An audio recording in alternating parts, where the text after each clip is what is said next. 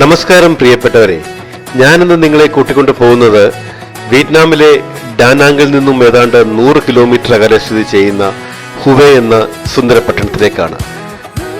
ലോകത്തിലെ തന്നെ ഏറ്റവും മനോഹരമായ യാത്രകളിലൊന്നായ ഹോയ് വാൻ പാസിലൂടെ യാത്ര ചെയ്തിട്ട് ഹുവേയിലെ രാജകൊട്ടാരവും പെർഫ്യൂം നദിയും പഗോഡയും ഒക്കെ കണ്ടിട്ട് നമുക്ക് തിരിച്ചു വരാം. നിങ്ങൾക്കെല്ലാവർക്കും ബെൻസൺസ് ട്രാവൽസ് എന്ന എന്റെ ചാനലിലേക്ക് ഒരിക്കൽ കൂടി സ്വാഗതം. ഡാനാങ്ങിൽ നിന്നും ഒരു ലോക്കൽ ബസ്സിലാണ് ഞങ്ങളുടെ യാത്ര. 100 കിലോമീറ്റർ നീളമുള്ള യാത്രയ്ക്ക് ഏതാണ്ട് 2 മുതൽ 3 മണിക്കൂർ വരെ സമയമെടുക്കും. ലോകത്തിലെ തന്നെ ഏറ്റവും മനോഹരമായ ചുരങ്ങളിലൊന്നായ ഹോയ് വാൻ പാസിലൂടെയാണ് നമ്മുടെ യാത്ര. മഴക്കാലമായതുകൊണ്ട് ഹോയ് വാൻ പാസിന്റെ മുകളിലൂടെയുള്ള യാത്രകൾ തൽക്കാലം നിരോധിച്ചിരിക്കുകയാണ്. പകരം ഹോയ് വാൻ പാസിൽ അടുത്ത കാലത്തായി പണി കഴിപ്പിച്ചിരിക്കുന്ന ടണലുകളിലൂടെയാണ് നമ്മൾ യാത്ര ചെയ്യുന്നത്.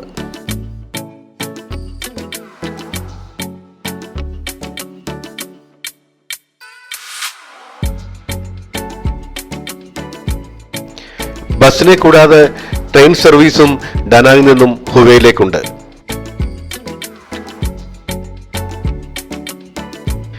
നമ്മൾ പോകുന്ന വഴിയുടെ ഒരു ഭാഗത്ത് സൗത്ത് ചൈന കടലും മറുഭാഗത്ത് പർവ്വതങ്ങളുമാണ്. മഴക്കാലം കഴിഞ്ഞിട്ട് ഡാനാങ്ങിൽ നിന്നും ഹുവേയിലേക്കുള്ള യാത്രയിൽ ഒരു ദിവസം ഹോയ് വാൻ പാസിൽ നിന്നിട്ട് യാത്ര തുടരണം. അത്രയ്ക്കും മനോഹരമാണ് ഇവിടുത്തെ കാഴ്ചകൾ.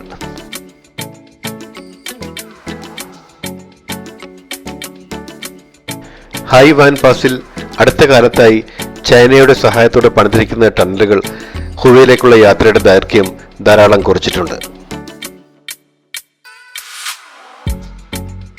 പണ്ട് കാലത്ത് വിയറ്റ്നാമിനെ വടക്കും തെക്കുമായി വിഭജിച്ചിരുന്നത് ഹോയ് വാൻ പാസ് ആയിരുന്നു. ഹുവേയിലേക്കുള്ള യാത്രയിൽ നമ്മൾ ചെറിയ 4-5 പട്ടണങ്ങളും പിന്നിടുന്നുണ്ട്.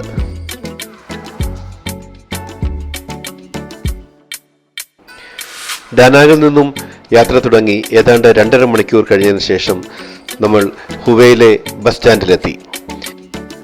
ബസ് സ്റ്റാൻഡിനടുത്തുള്ള ഒരു ചെറിയ റെസ്റ്റോറൻറ്റിൽ കയറി ഒരു ബാൻമി കഴിച്ചിട്ട് കൊട്ടാരത്തിലേക്കും തുടർന്നുള്ള കാഴ്ചയിലേക്കും പോകാമെന്ന് ഞാൻ തീരുമാനിച്ചു.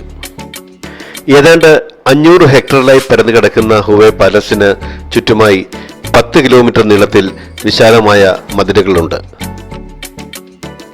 വിയറ്റ്നാമിൽ ഭരണത്തിലുണ്ടായിരുന്ന അവസാന രാജവംശമായിരുന്ന നുവേൻ രാജവംശമാണ് ഈ കൊട്ടാരം ഇവിടെ പണികഴിപ്പിച്ചത്.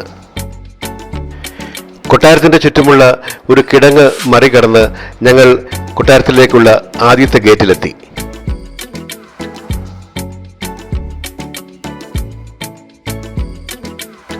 ധാരാളം ആൾക്കാർ ഇപ്പോഴും ഈ കൊട്ടാരത്തിന്റെ മതിൽക്കെട്ടിനകത്ത് പലയിടത്തായി താമസിക്കുന്നുണ്ട്. കൊട്ടാര മതിൽക്കെട്ടിനകത്ത് ഞങ്ങളെ ഇറക്കിവിട്ടിട്ട് ടാക്സിക്കാരൻ മടങ്ങി. സന്ദർശകർക്കായി വെയിറ്റ് ചെയ്യുന്ന റിക്ഷകൾ ഇവിടെ കാണാം. ഇതാ ഇവിടെ പണ്ട് രാജഭരണകാലത്ത് ഉപയോഗിച്ചിരുന്ന പീരങ്കികൾ ഡിസ്പ്ലേക്കായി വെച്ചിട്ടുണ്ട്. ഹുവേ പാലസിന്റെ ഫ്ലാഗ് ടവറാണ് ഈ കാണുന്നത്. പാലസിന്റെ മെയിൻ ഗേറ്റിന് നേരെ ഓപ്പോസിറ്റ് സൈഡിലാണ് ഈ ടവർ സ്ഥിതി ചെയ്യുന്നത്.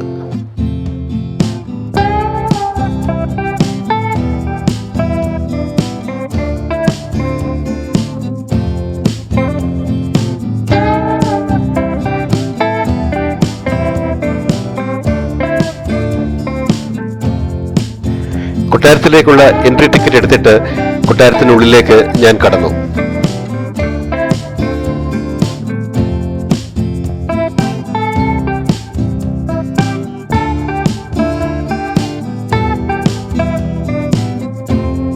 കൊട്ടാരത്തിലേക്കുള്ള വഴിയുടെ 2 വശമായുള്ള കുളങ്ങളിൽ നീന്തി തുടിക്കുന്ന വർണ്ണ മത്സ്യങ്ങൾ.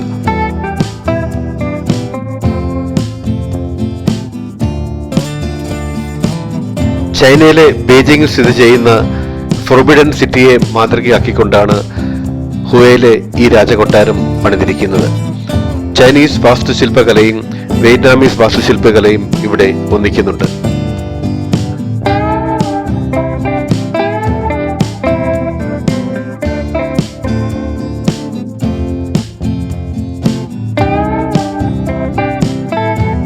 ഹുവയിലെ രാജാക്കന്മാരുടെ ആരാധനാലയമാണ് ഈ കാണുന്നത്. അകത്ത് ക്യാമറ അലൗഡ് അല്ലാത്തത് കൊണ്ട് പുറത്തുള്ള കുറെ ദൃശ്യങ്ങൾ ഞാൻ ക്യാമറയിൽ റെക്കോർഡ് ചെയ്തു.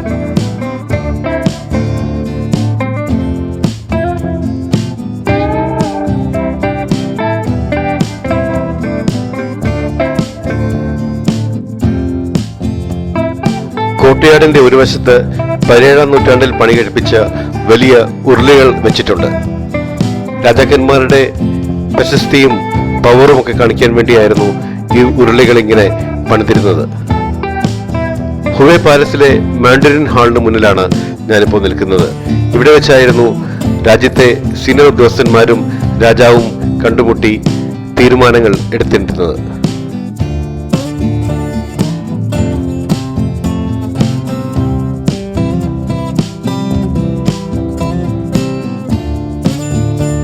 ഹാളിന്റെ ഒരു വശത്ത് രാജാക്കന്മാരും രാജ്ഞിമാരും ഒക്കെ അണിയുന്ന ഡ്രസ്സുകൾ തൂക്കിയിട്ടിട്ടുണ്ട്. ഈ ഡ്രസ്സുകൾ ഇട്ടുകൊണ്ട് നമുക്ക് വേണമെങ്കിൽ ഫോട്ടോകൾ എടുക്കാം. ഇത് ഹുയയിലെ രാജാക്കന്മാരുടെ ചരിത്രം പറയുന്ന ചെറിയൊരു എക്സിബിഷൻ ഹാളാണ്. ഇത് കാണാനും ആൾക്കാർ ധാരാളമുണ്ട്. വളരെ വിശാലമായ ഈ കൊട്ടാര വളപ്പിലെ കാഴ്ചകൾ എത്ര കണ്ടാലും തീരില്ല. അതുപോലെ സമയമെടുത്തു വേണം ഇവിടെ കാഴ്ചകൾ കാണുവാൻ.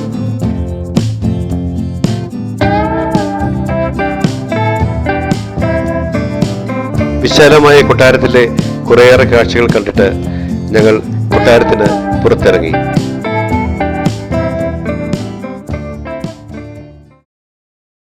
ഹുവയിലെ പ്രശസ്തമായ പെർഫ്യൂം നദി കാണുവാനും അതിനടുത്തുള്ള പഗോഡ സന്ദർശിക്കുവാനും വേണ്ടിയാണ് ഇനിയുള്ള യാത്ര.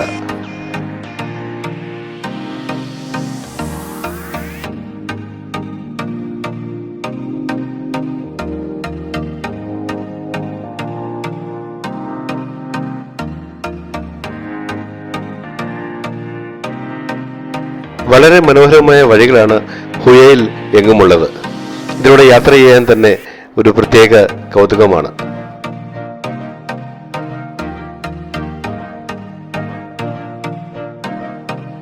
പെർഫ്യൂം നദി ഇപ്പോൾ അങ്ങനെ കലങ്ങി നിറഞ്ഞൊഴുകുകയാണ്. സന്ദർശകരെ കാത്ത് ഒരു ബോട്ട് തീരത്ത് കിടപ്പുണ്ട്. വസന്തകാലത്ത് നദിയുടെ തീരത്തുള്ള വൃക്ഷങ്ങളിൽ നിന്നും വീഴുന്ന പൂക്കൾ കൊണ്ട് ഈ നദിയിലെ ജലത്തിന് ഒരു പ്രത്യേക സുഗന്ധം കൈവരുമത്രേ.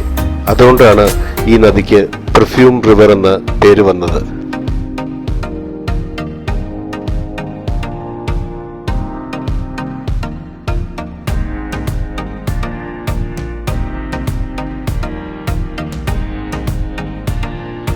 പെർഫ്യൂം നദിയുടെ തീരത്ത് സ്ഥിതി ചെയ്യുന്ന മ്യൂ പഗോഡ കാണാൻ വേണ്ടി ഞാൻ പുറപ്പെട്ടു. ധാരാളം പടികൾ ചവിട്ടി വേണം പഗോഡയുടെ മുന്നിലെത്താൻ.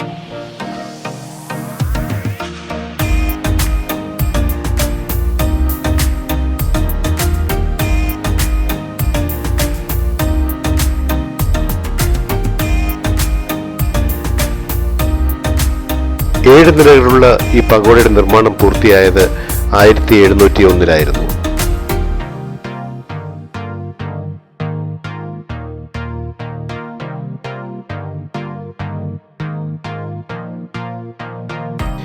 പഗോഡ കഴിഞ്ഞ് നമ്മൾ ഉള്ളിലേക്ക് പോകുമ്പോൾ കാണുന്നത് ഒരു ക്ഷേത്രമാണ്.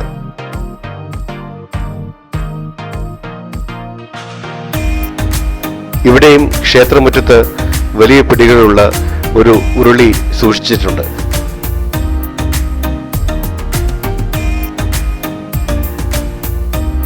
ക്ഷേത്രത്തിലെ കാഴ്ചകളൊക്കെ കണ്ടിട്ട് ഞങ്ങൾ ഹുവേ നഗരത്തോട് ഇവിടെ പറഞ്ഞു.